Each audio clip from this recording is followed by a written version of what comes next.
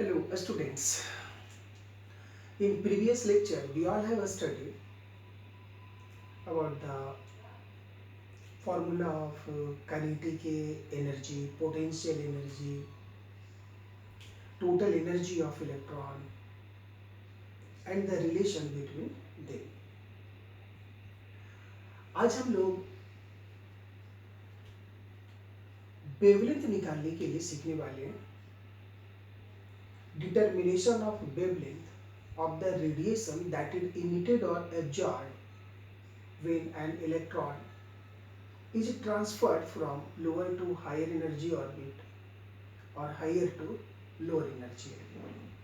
तो चलिए हम लोग स्टार्ट करते हैं calculation of wavelength of the energy which is emitted or absorbed during the transfer of electrons either from lower to higher or higher to lower energy orbit.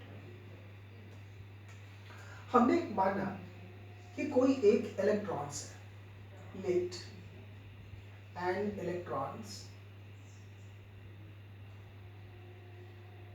is transferred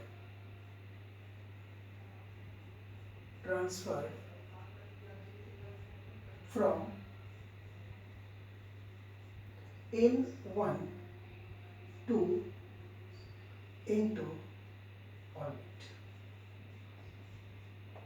कोई electron है जो N1 से N2 orbit में transfer हो जाता है और bore ने ये बताया था कि जो ऑर्बिट है these are called energy orbits. तो इस ये N1 है, ये N2 है. हमने माना कि फर्स्ट ऑर्बिट से सेकंड ऑर्बिट में वो ट्रांसफर हो गया और कुछ ऐसा नहीं मान सकते ये लोअर एनर्जी ऑर्बिट कुछ भी हो सकता है, हायर एनर्जी ऑर्बिट को कुछ भी मान सकते हैं. तो मान लेते हैं कि ये N1 से N2 में ट्रांसफर कर जाता है.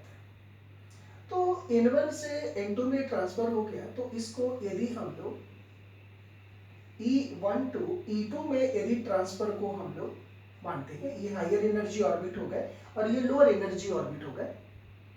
तो हम लोगों ने पढ़ रखा है कि जब कोई इलेक्ट्रॉन लोअर से हायर और हायर से लोअर में ट्रांसफर हो रहे हैं तो इस सिचुएशन में जितनी अमाउंट ऑफ एनर्जी रिलीज और एब्जॉर्ब होती है वह दोनों एनर्जी ऑर्बिट की एनर्जी के डिफरेंस के इक्वल होता है. और जितनी एनर्जी वो रिलीज और एब्जॉर्ब होती है वो हम लोग पढ़ चुके हैं, वो NH न्यू के इंटीग्रल मल्टीपल होता है. तो इससे पता चला हम लोग ऐसा लिख सकते हैं कि यदि कोई इलेक्ट्रॉन E1 से E2 में ट्रांसफर है, देयरफॉर रिलीज और absorb energy delta E that would be equal to E2 minus E1. दोनों एनर्जी ऑर्बिट की एनर्जी डिफरेंस के इक्वल हो गए. और ये किसके इक्वल होते हैं? Delta E is equal to H nu हम लोगों ने पहले निकाल लिया है, equal to E2 energy of N2 orbitals. और एनर्जी क्या होता है? 2 Z square pi square M E to the power 4 divided by N square H square. अब यहाँ N क्या था? Orbit number. यहाँ N का वैल्यू क्या? N2. तो यहाँ पर ये हो गया N2. अब ये एनर्जी की वैल्यू निगेटिव होती है, माइनस. E1 की वैल्यू माइनस, फिर ये इसकी वैल्यू माइनस, ये हो गया प्लस. फिर लिखिए 2 Z square pi square M E to the power 4 divided by N1 square into H square. अब यहाँ देखिए H न्यू, तो आप जानते हैं nu equal to C upon lambda, that is equal to, ये पॉजिटिव है इसको पहले लिख लीजिए.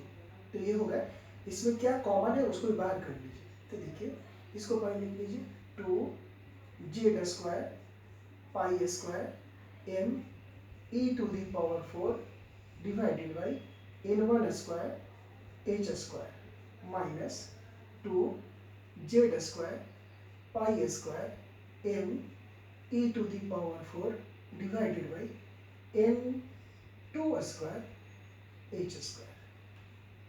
अब इन दोनों में देखिए कॉमन क्या है, उसको बाहर निकालिए। यहां से हो गए 2z square pi square m e⁴, ऊपर में कॉमन है, नीचे में divided by h square common है, तो यहाँ क्या बचे 1/n1 square minus 1/n2 square. Next,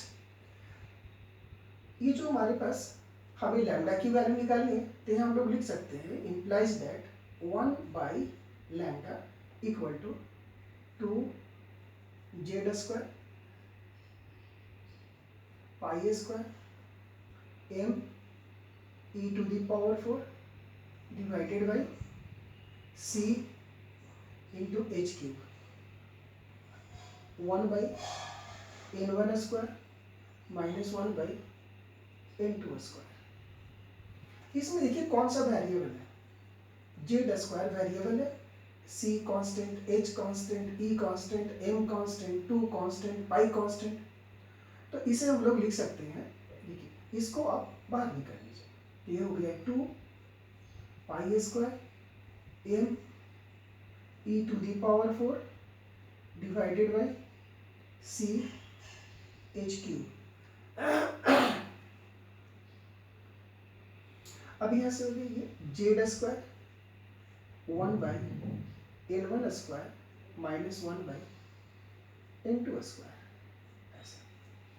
अब ये जितने भी कांस्टेंट है इन सबके बराबर एक दूसरा कांस्टेंट मान लिया जाता है, R H Z square 1/n1 square minus 1/n2 square.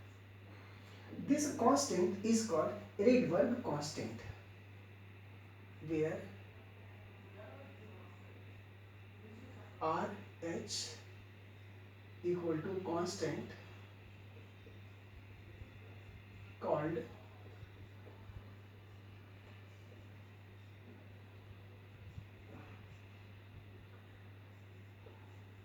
Rydberg constant,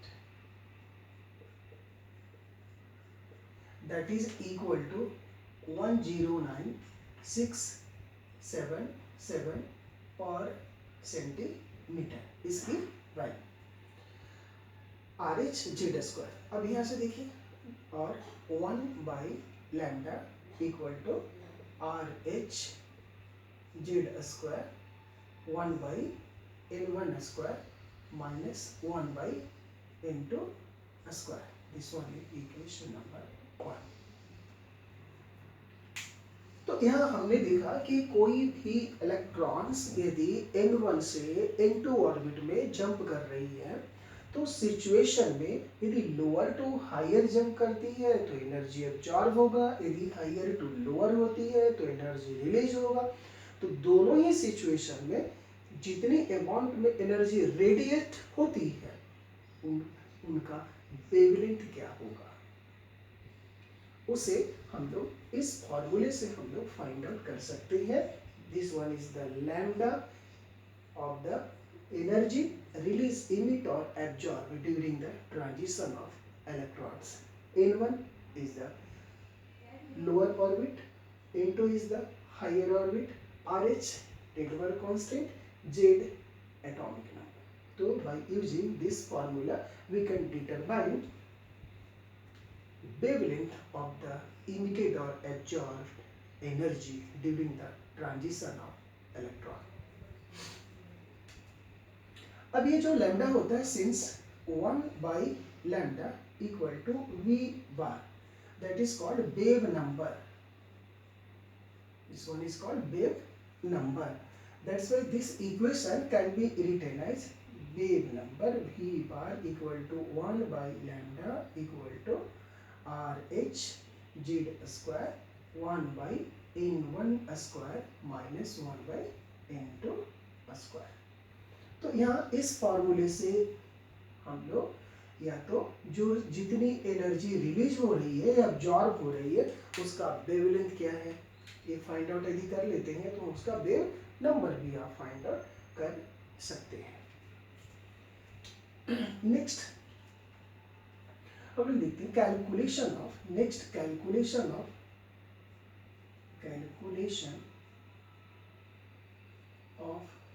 number of revolution of electrons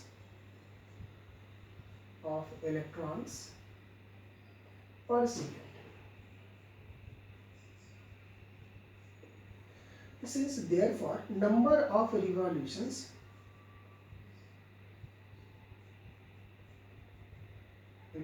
that is equal to V divided by 2 pi r, where V is the velocity of electron, 2 pi r is the circumference of the circular paths on which electrons revolves with velocity v. अब यहाँ पर होगा v divided by 2 pi r। अब यहाँ पर ये देखिए, यहाँ पर ये v है और यहाँ r है। तो हम लोगों ने जो v की वैल्यू निकाली है, हम लोगों ने ये पहले निकाल रखा है कि mvr that is equal to NH/2 तो हम लोगों ने निकाल रखा है। अब यहाँ हम लोग जानते हैं कि since mvr equal to NH/2 तो यहाँ से v इक्वल टू निकालिए तो implies that v would be equal to NH upon, यहाँ से लिखिए NH/2 पाई m इंटू r। ठीक है, यहाँ से हो गया 2 पाई m इंटू r। अब यहाँ से देखिए, इसको लिख सकते हैं therefore number of revolution that is equal to, यहाँ से इसमें रखिए v की 1/2 पाई r इंटू इसकी वैल्यू दीजिए v का NH डिवाइडेड बाई 2 पाई m r। और यहाँ से इसको आप क्या लिख सकते हैं NH डिवाइडेड बाई 2 2 जा 4 pi square m r square. ये हो गया, इसे इक्वेशन नंबर हम लोग 2 मान लेते हैं। इन दिस वे हम लोगों ने ये देखा कि number of revolution that is equal to velocity of electron divided by circumference of the circular paths on which electron revolves with velocity v। v equal to यहाँ से हमने निकाला, इस v का वैल्यू यहाँ हमने सब्स्टिट्यूट किया तो number of revolutions NH divided by 4 pi square m r square निकला। Next r is the radius of circular path.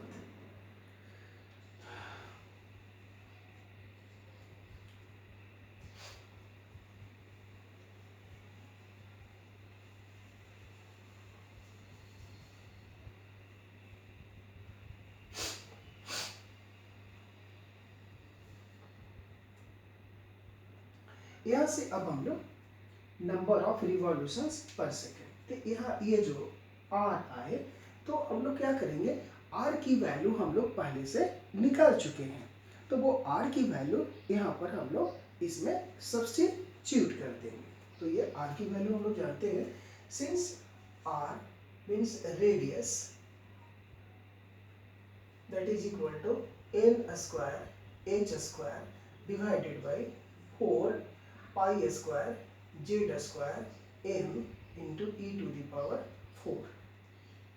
ये हो गया 4 pi square J pi square Z, यहाँ स्क्वायर नहीं जेड हो गया, pi square Z m e to the power, ये e to the power ये 2 होंगे यहाँ पर ई स्क्वायर। ये r की वैल्यू हो गया। अब इस r की वैल्यू यहाँ पर सब्स्टिट्यूट कर दीजिए, देखिए therefore number of revolutions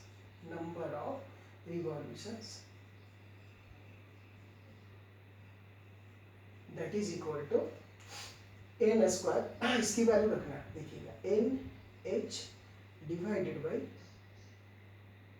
4 pi square, ये pi square m into r square R की वैल्यू यहाँ रख लेंगे एन स्क्वायर एच स्क्वायर, और ये ऊपर चला जाएगा तो यहाँ हो गया 4 pi square Z M e square. ये आप इसको होल स्क्वायर कर दीजिए, ऐसा होगा। उसको होल स्क्वायर कर देंगे तो 4 pi square M Z e square divided by N square H square. अब इन सभी को वैल्यू रख लीजिए। अब देखिए ये हो गया N H divided by 4 pi square into M, यहाँ से डॉट ये हो गया 4 स्क्वायर, देखिएगा ये pi square pi 4 pi to the power 4 into Z square M square e to the power 4 divided by N to the power 4 H to the power 4। अब यहाँ से हम लोग क्या करते हैं कि जो यहाँ से कैंसिल होने लायक है उसको हम लोग कैंसिल कर देते हैं। देखिए एन को कैंसिल कीजिए तो ये एन क्यूब हो जाएंगे, एच को कैंसिल कीजिए एच क्यूब हो गए, ये पाई स्क्वायर से इसको कैंसिल कीजिए यहाँ 2 हो गए, ये 4 से ये 4 इसको कैंसिल कीजिए। अब देखिए यहाँ पर ये क्या हो गया, यहाँ से इसकी वैल्यू आप निकालिए, ये 4 हो गए तो ये 4 को हम लोग लिख सकते हैं 2 इंटू, देखिए और इसको ऐसे लिख दीजिए यहाँ 4 into Z square pi square M into e to the power 4 divided by, देखिए यहाँ से इसको डिवाइड कर देंगे तो ये एन स्क्वायर एच स्क्वायर यहाँ पे, तो यहाँ एन क्यूब था तो डॉट यहाँ पर 1 बाई एन इंटू एच, ऐसा लिख सकते हैं। तो यहाँ पर ये 4 जेड स्क्वायर ऐसा हो गया 4 Z square 4 pi square Z square M e to the power 4 और एन क्यूब एच क्यूब। अब यहाँ से हम लोग इसके वैल्यू रख सकते हैं। तो अब देखिए यहाँ से ये जो वैल्यू है वो एनर्जी की वैल्यू है, ये E इक्वल टू जो वैल्यू आपने एनर्जी ऑफ इलेक्ट्रॉन्स हम लोगों ने निकाला है, तो एनर्जी की वैल्यू होती है 2 pi square M Z square e to the power 4 by H square. तो यहाँ से ऐसे हो गए, तो यहाँ से इसकी वैल्यू यहाँ 4 है तो इसको 2 कन्वर्ट में कर देते हैं, तो यहाँ पर 2 लिख लीजिए और यहाँ पर ये 2 आ गए, एन को बाहर निकाल लीजिए तो एन क्यूब हो गए, तो एन को बाहर निकाल लीजिए तो ये एच स्क्वायर यहाँ एन क्यूब एच हो गए, और यहाँ से सिन से E equal to energy of electrons equal to 2 Z square pi square M e to the power 4 divided by H square, ऐसा। तो इसकी value E equal to value हम लोग डाल देते हैं, तो यहाँ से क्या होगा E that is equal to ये E into 2 by N cube into H, ऐसा, और इसकी वैल्यू इसमें होगा। देयरफॉर नंबर ऑफ रिवॉल्यूशंस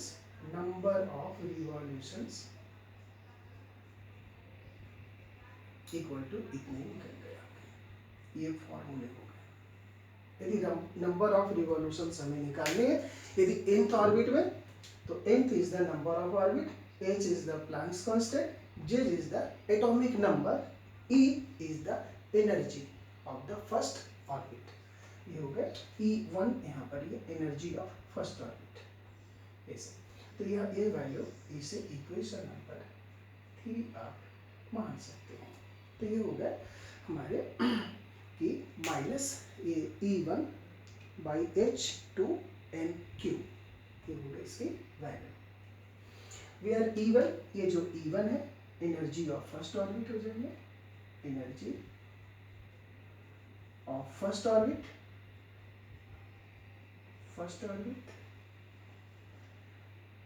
और बोर्स ऑर्बिट, ऐसा कर सकते हैं। n number of orbit, h Planck's constant, z atomic number. तो इस तरह से हम लोगों ने देखा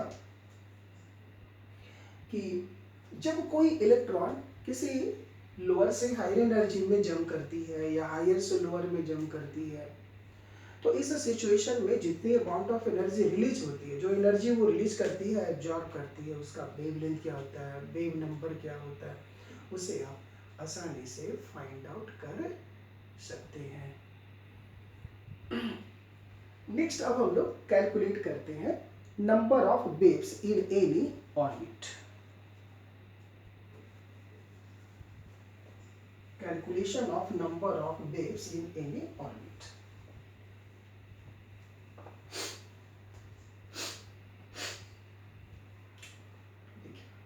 next calculation of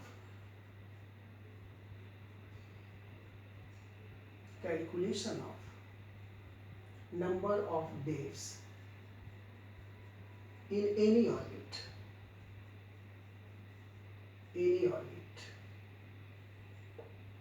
So therefore number of waves that is equal to circumference 2 pi r divided by lambda. Lambda is the wave length. और हम लोग ये जानते हैं since lambda equal to h upon mv, ये लैम्डा की value होती है, तो लैम्डा की वैल्यू यहाँ रख दीजिए। तो therefore number of waves equal to 2 pi R divided by h, और ये ऊपर में चला गया mv। अब इसको आप इस तरह अरेंज कीजिए, देखिए यहाँ से लिखते हैं 2 पाई और r को इसके साथ लाते हैं mv r divided by h। अब आप देखिए तो mvr क्या है, एंगुलर मोमेंटम, और since mvr equal to nh upon 2 pi, हम लोग पढ़ चुके हैं, ये एंगुलर मोमेंटम की वैल्यू इंटीग्रल मल्टीपल में होता है, इसकी वैल्यू यहाँ सब्स्टिट्यूट कर दिया। Therefore number of waves that is equal to 2 pi, और इसकी वैल्यू दे दीजिए nh, ये 2 पाई h हो गया, mvr की value nh upon 2 pi, nh upon 2 pi, देखिए यहाँ 2 कैंसिल, पाई से पाई कैंसिल, h से h cancel, that is equal to n, that is equal to orbit number. इससे पता चलता है, यहाँ से पता चला, hence the number of waves,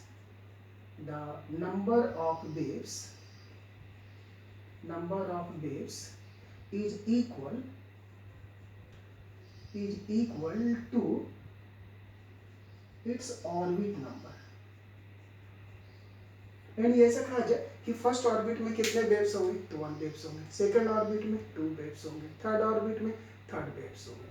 तो आज हम लोगों ने ये सीखा कि लैम्डा कैसे निकाला जाता है, वेवलेंथ की वैल्यू कैसे निकाला जाता है, किसके, जब कोई इलेक्ट्रॉन लोअर से हायर में जंप करती हो या हायर से लोअर में जंप करती है इलेक्ट्रॉन, तो जितनी एनर्जी वो रेडिएट करती है, रेडिएट एनर्जी की वेवलेंथ क्या होगा, वेव नंबर क्या होगा, उसको आपने निकाला। फिर नंबर ऑफ रिवॉल्यूशंस क्या कितने होते हैं, उसको हमने निकाला। फिर हम लोगों ने ये देखा कि नंबर ऑफ वेव्स किसी ऑर्बिट में कितने होते हैं, तो आपने देखा कि that is equal to the number of energy orbits. तो now today's thanks to all, हम लोग नेक्स्ट क्लास में पढ़ेंगे हाइड्रोजन इमिशन स्पेक्ट्रम। ये थोड़ी बड़ी टॉपिक है, तो हम लोग इसको नेक्स्ट क्लास में डिस्कस करेंगे, hydrogen emission spectrum. So today's thanks to all.